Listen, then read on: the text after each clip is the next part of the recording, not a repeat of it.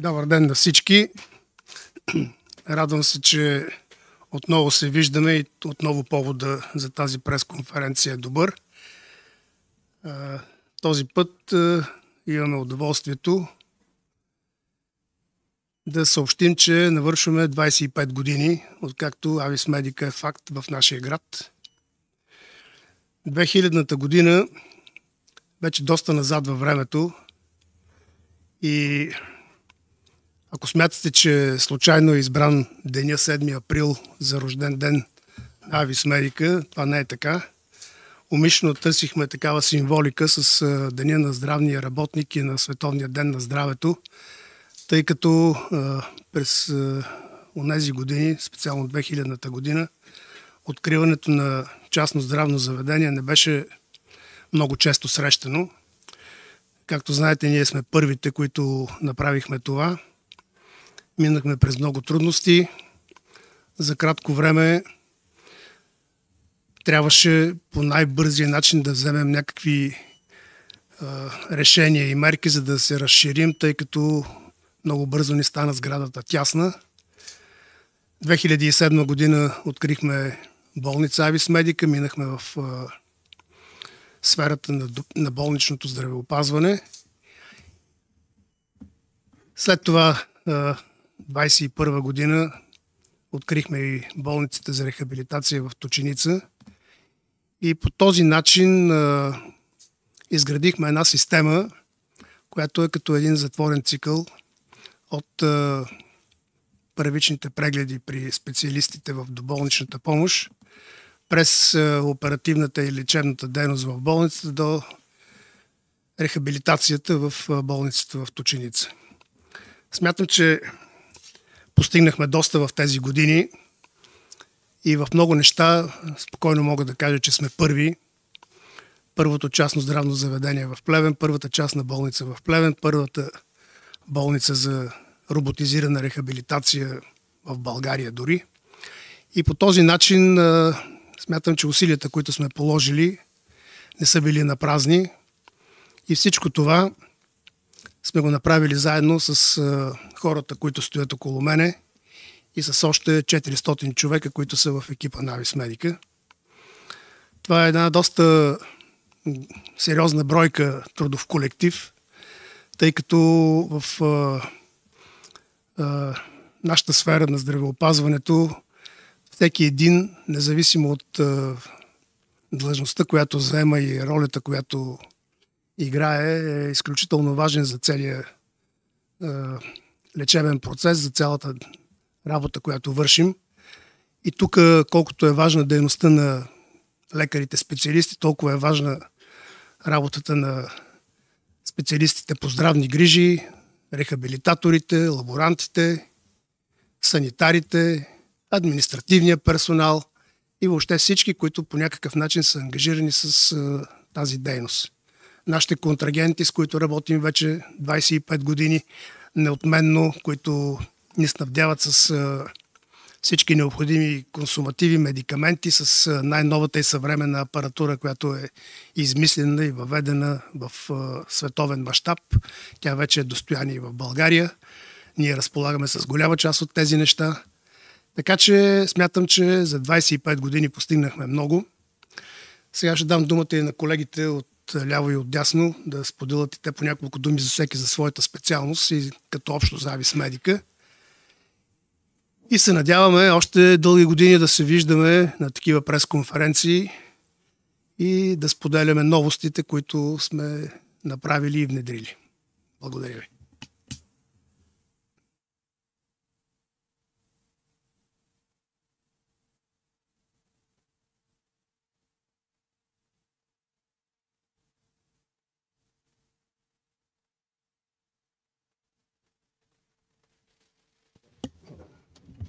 Здравейте на всички, доктор Хелваджиан, съм началник на отделението по ортопедия и травматология. Наистина за 25 години Avis Medica създаде един бранд, който е разпознаваем сред колегите, сред пациентите, сред всички, които са ангажирани в каузата. Аз не бях от самото начало, аз бях 4-5 години по-късно, след 2000-та година, още в клиниката на центъра. Имаше опити за оперативна дейност, но не толкова развита, каквато се случи след 2007 година. De facto вече сме почти 20 години сме на болничния пазар, който преминахме през много перипети, през много и своите падове, и своите много големи радости, но това, което се убедих е, че екипността, задружността и вярата в професионализма и в доброто ни карат напред и ни водят в правилната посока. В ортопедията се случиха неща, които мога с гордост да заявя, че не обичам думата да казвам уникалност. Първи, да, наистина някои неща, наистина за първи път ги направихме в страната, но се държиме много адекватно на болничния пазар, не само на регионално, но и на национално ниво. Нашата болница и нашето отделение, и сме горди с това нещо, защото създаваме един качествен продукт, на който да е наистина разпознаваем и конвертируем навсякъде. Така че смятам, че сме в правилната посока и наистина благодаря на целия си екип, на всички, които ни подкрепят и на ръководството, което седи зад нас. Ники, ти си? Хайде да съм аз. Здравейте, доктор Николай Славов, бивш завеждащ отделение акушерство и гинекология. Какво да ви кажа? Пътят е дълъг, 25 години, не е никак малко време. Спомням си на този 7 април 2000 година как се бяхме строили там пред ДКЦ-то, откриването. Минаха годините, след това се появи болницата и всичко това е свързано с много труд. Много труд, много отговорност, много желание и качества се изискват за тази професия, която пък за мен лично е най-красивата професия. Работим с млади хора, носим радост, стараем се да носим радост, разбира се. И така, какво да ви кажа, няколко цифри само. Откакто съществува болницата 2007 година, до момента са 10 311 деца са изплакали в тази болница. И малко да се похваля, нямаме нито едно починало дете. Има 12 мъртвородени, които са постъпили без тонове в болницата. И като се направи една сметка за основния показател перинатална детска смъртност, това е бройката мъртвородени и починали до 6-я ден след раждането, нашата перинатална смъртност е 1,4 на 1000. За страната тя се движи между 6,8 и 9 на 1000. За страните от Европейския съюз е 2,6 на 1000. Така че тези цифри достатъчно добре говорят. Друго, какво да ви кажа? По отношение на техниката, разполагаме с абсолютно всичко, което е необходимо за качествена и съвременна работа в тази професия. Не говоря само за ехографите, за лапароскопии, хистероскопиите. Тук в ДКЦ-то имаме така една добра група апарати, които са предназначени за лечение на стрес-инконтиненцията, не задържането на урината. Това е един апарат на електромагнитен принцип на МСЛ-а, а също така и ербиум-лазер на фотона. Тези апарати се броят на пръстите на едната ръка в цялата страна. Резултатите с тях са много добри. Повече няма да ви отекчавам. Искам пред вас да благодаря на всички, които положиха своя труд, своите усилия, своето сърце, на колегите, на акушерките, на санитарите, разбира се и на неонатолозите, колегите от неонатологията, които също имат решаващ дял за постигането на тези резултати. Благодаря.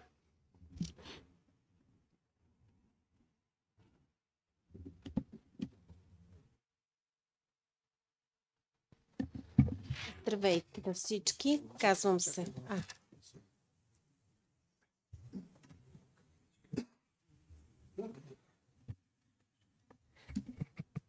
Здравейте на всички, казвам се Магдалена Коюмджиева, член на екипа на неврологично отделение съм от самото създаване на болницата от 2007 година.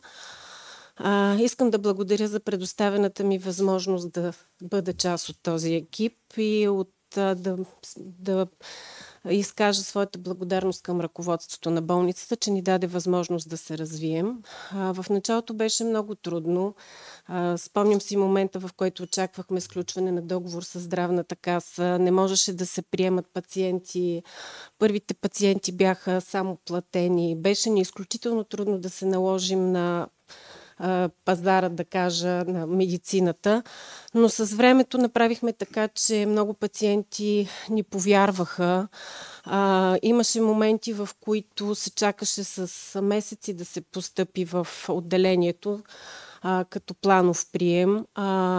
След това имаше пак един период на трудност по време на COVID, когато за съжаление не можехме да приемаме пациенти, но и това беше преодоляно.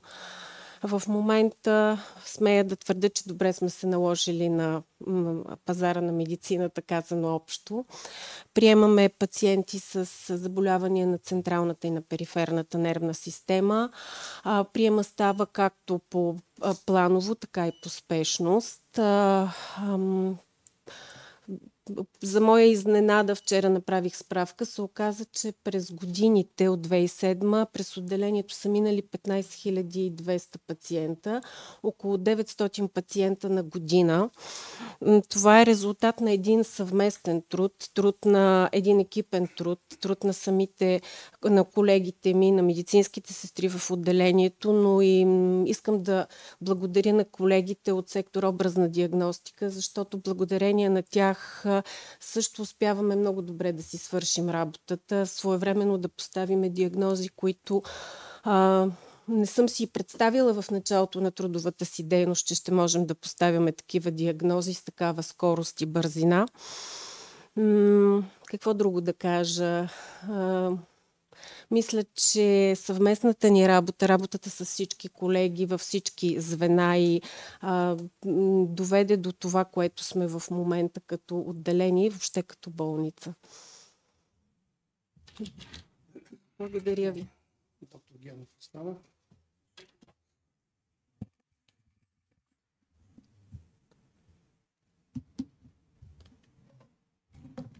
Здравейте от мен.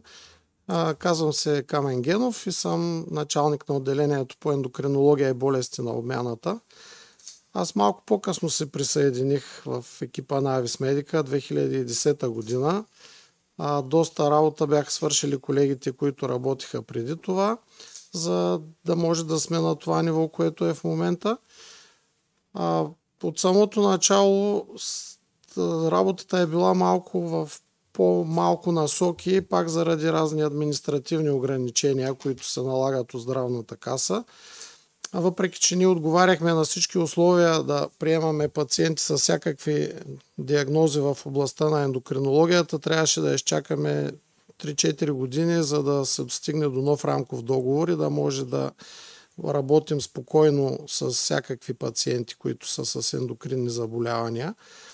Такива пациенти има много, тъй като едно проучване на Българското дружество по ендокринология от лятото на 24-та година показа, че процента на пациенти с захарен диабет вече е над 16. И по-неприятното в тая тенденция е, че половината от тях не знаят, че имат захарен диабет.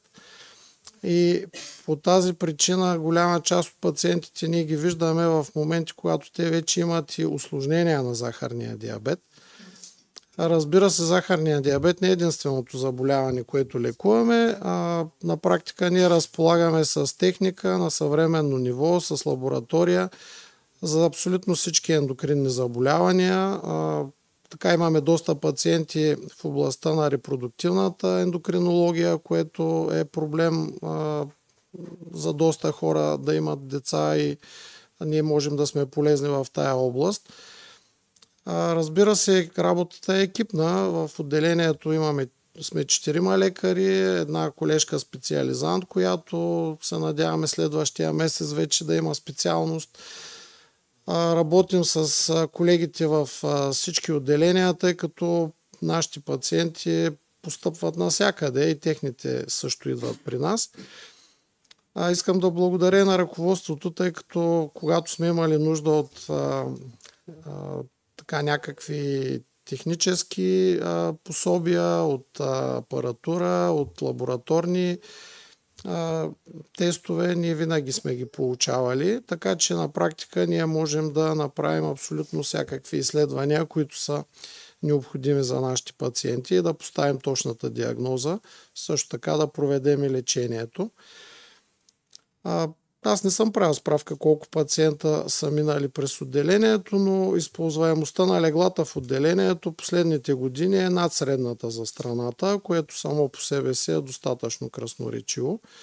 Особено на фона на немалкото отделения ендокринни, които има в града.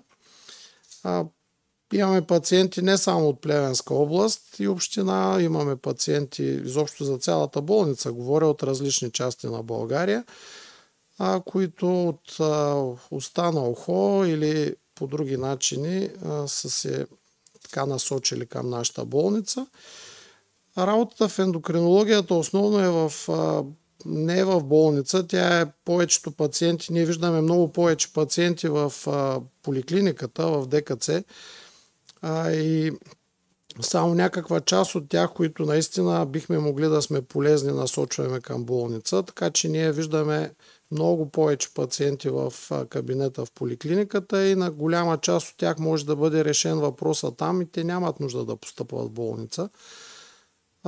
Но това пак се случва благодарение на колаборацията ни с колегите от образна диагностика и лаборатория, тъй като доста от изследванията стават доста бързо и може в рамките на деня да бъде решен проблема на някои от пациентите и няма нужда да идват втори и трети път, особено тези, които пътуват от някакви разстояния.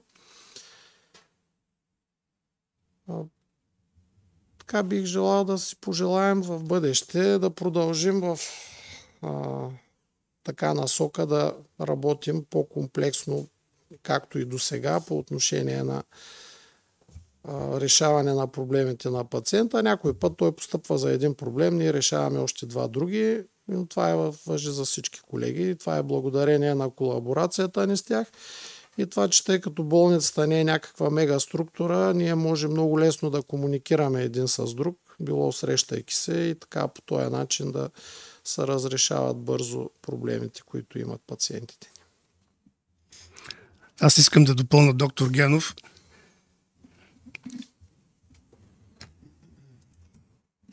Че може би поради неговата скромност факта, че наистина по-малко пациенти има в болницата, отколкото в доболничната помощ, е благодарение на високия професионализъм не само на него, а на всички колеги, които работят в терапевтичните специалности, тъй като това е най-важното в съвременната медицина, профилактиката и доболничната помощ, което с диспансеризацията на пациентите и с доброто поддържане на здравословното състояние и компенсирането на заболяването на един пациент, много по-рядко ги докарва до състоянието да влизат в заболнично лечение. И преди да дам и на Александър думата, да ви кажа няколко интересни неща, които така си спомням от самото откриване на болницата. Тогава беше един период, в който беше много трудно да убедиш добрите лекари, че им предлагаш да работят в по-добри условия, да работят в среда, в която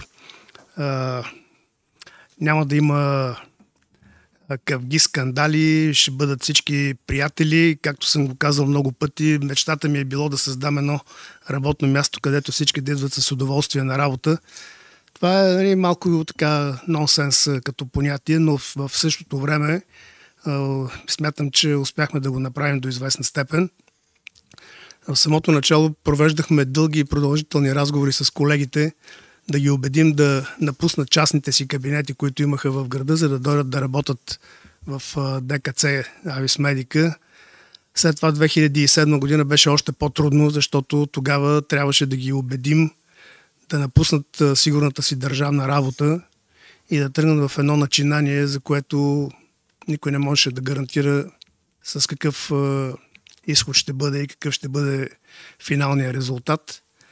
Слава Богу, успяхме, мога спокойно да кажа, най-добрите лекари в Плевен да ги ангажираме с Авис Медика и те продължават да бъдат при нас. И факта, че до сега нито един лекар не е напуснал, отивайки на друго място работата си в Авис Медика, смятам, достатъчно красноречив факт, още повече при условията на тази силна конкуренция, която е в Плевен.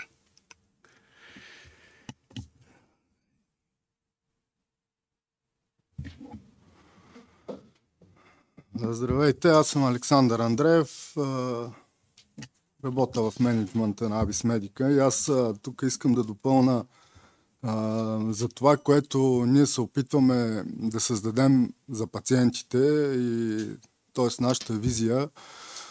Нашата визия мисля, че се вижда след разширяването ни в ДКЦ-то, беше да създадем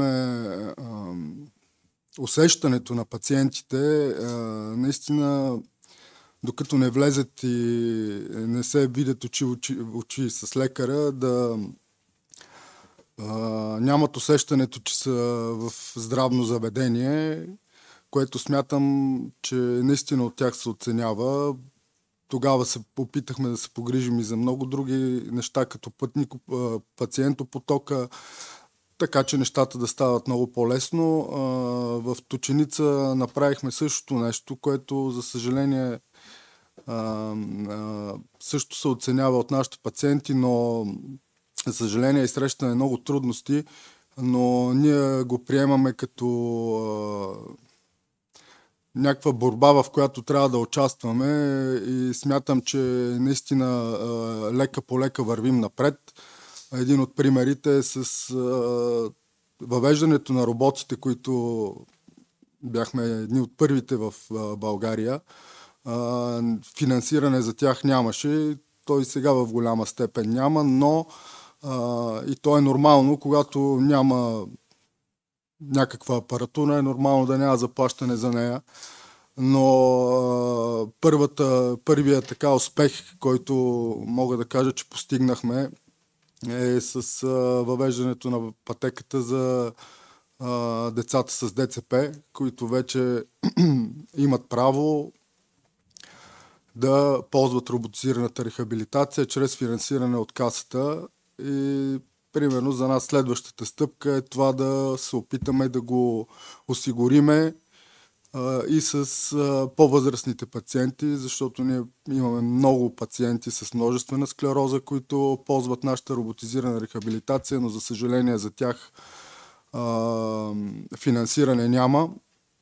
И тук може би искам да благодаря на добрите хора в България, които реално им помагат на тях да постигат своята цел и своята мечта, да стопират развитието на заболяването си и да подобряват физическата си активност.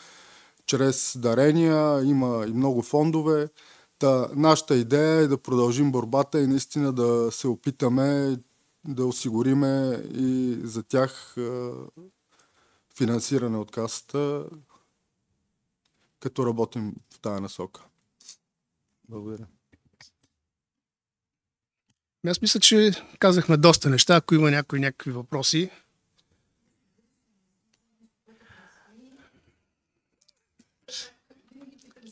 Да. Нормално е.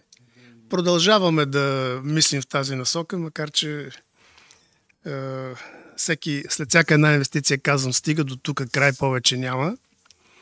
Надяваме се на следващата пресконференция скоро време да се съберем отново и да се похвалим с нещо ново.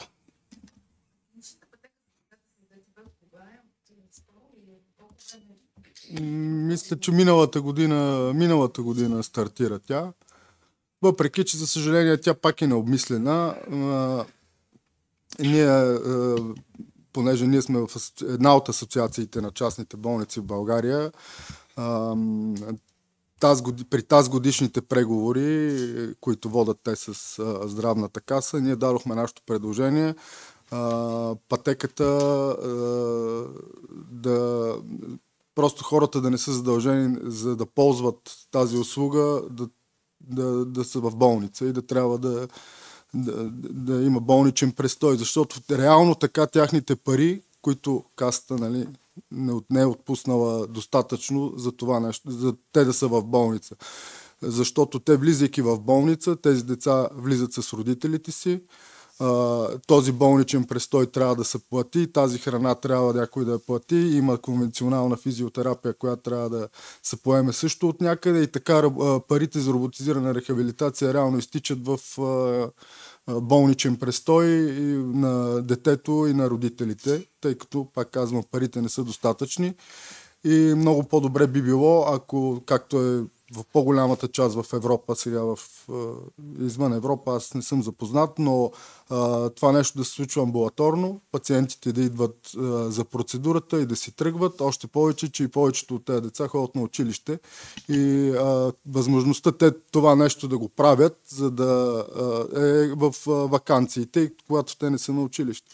Защото ако ние позволим на детето да отиде на училище, реално не изпълняваме условията на здравната каса, защото децата трябва да са настанени в болница и да са там. Може би, защото имат предвид това, че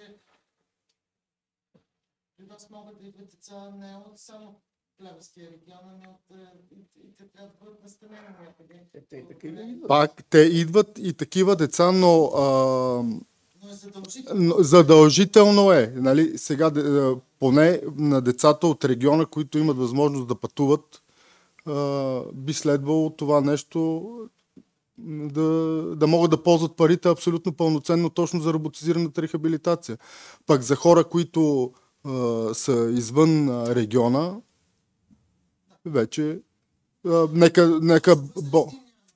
няма финансиране за сега за възрастни пациенти за роботизирана рехабилитация. Възползват ли се децата от тази възможност, защото това Ами, има такива, които се възползват, но не се възползват пълноценно. И пак казвам, много е трудно да се възползват по така създадените условия, тъй като... Ще искате ли промяна чрез това? Ами, това беше нашето предложение към здравната каса, чрез Асоциацията на частните болници. Предложението ни беше тази клинична пътека да мине към амбулаторна процедура, която касата да заплаща за самата процедура. Така, то не се е случило сега, но ще продължите ли да настоявате? Ще продължим да настояваме. От ръководството на Сдружението казаха, че така много добре са приели тази идея, защото в момента на последните преговори, доколкото знам, държавата иска наистина много от нещата, които може да извади от болничната помощ, да ги направи като амбулаторни процедури, защото така това ще облегчи и бюджета на здравната каса. 3 работещи, мисля, че има, да. В Северна България? В Северна България, доколкото знам, мисля, че сме за сега само в Плевен има. Не знам, общо взето в София са двата други работещи, като единия е само за деца. Той е в детска болница. Значи може да се каже, че единствено извън договор. Да. Значи, когато правихме проучване за локомата, ние се срещнахме с представители на фирмата Хокома. Тя е швейцарска фирма с тяхното представителство за Европа, което е в Словения. И там ни казаха, че стандарта според тях е да има по един локомат на 1 милион души население. Тоест за България би трябвало да има 7 локомата, за да покрие нуждите от такава рехабилитация. Кога ще стане това? Не знам. То трябва рано или късно да стане, за да може да се получи обрат в мисленето и там в здравната каса, защото то, докато няма, както каза Александър, докато няма роботизирана рехабилитация, няма какво да финансират. Нали? Сега като станат колкото си може повече, хората сами ще настояват това нещо да се случи. Вашият опит е ценен и може да промени нещата, така както се променят, когато в практиката се види какво се случва. Да. А то определено се вижда ефекта от цялата работа. То не е нещо, което да кажеш, че може и да стане. То се вижда, че става.